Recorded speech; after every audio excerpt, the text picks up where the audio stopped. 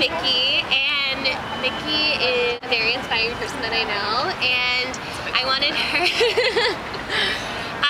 to be here to talk about vision, because I think that's a huge piece of stepping into who you are and stepping into the life that you really want to live for yourself. You talk about a vision and a vision of someone's life. The first thing I think of is it's so much easier to determine what you don't want, and we oftentimes have such a hard time determining what we do want. So there's an activity that we've done at Lululemon where you draw a circle, and inside the circle you put what you want, and outside the circle you put what you don't want. And it can be a word, it could be a sentence, it could be anything. It's anything that comes to mind. And the trick to having the activity be powerful, in my opinion, is really allowing that stream of consciousness to just run and to not try to force your mind to go to one place or the other. It's literally just being so in tune to what your mind and what your heart is saying, and not worrying about what you think you should want or what your parents told you to want or anything like that.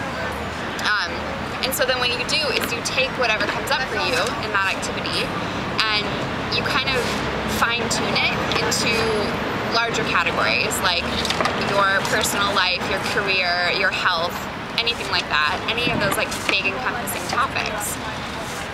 And then you get really specific. How do you get to like what you want? You basically throw what you don't want out the window because it doesn't matter. But you get so specific on what you do want that it becomes more and more powerful, and in effect, like, you think about what you want so strongly that like you draw it to you.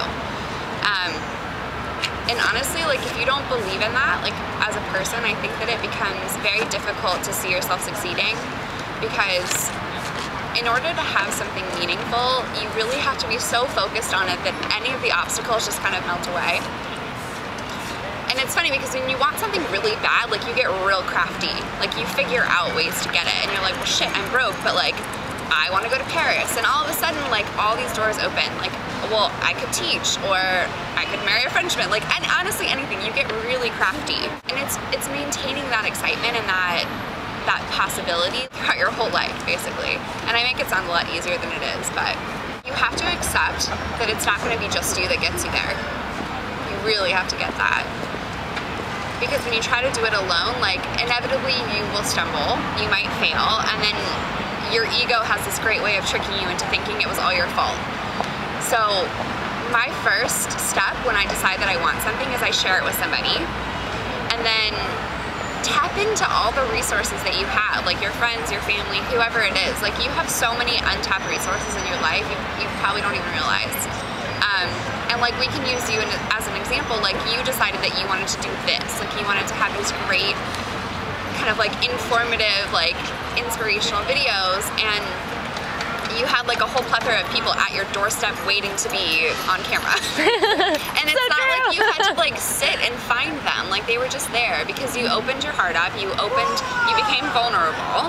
And honestly, that's what taking risks is about, and really getting to where you want to be is it's being vulnerable first and understanding that like the path to get there might not look the way that you planned it, but if you're open to all of the possibilities and all people helping you, like, you will get there.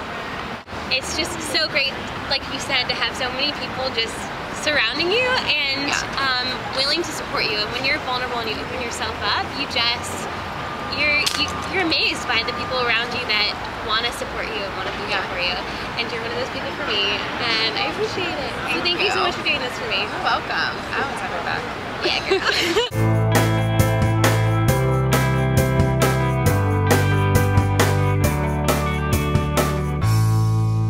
Maybe we should both do that at the same time.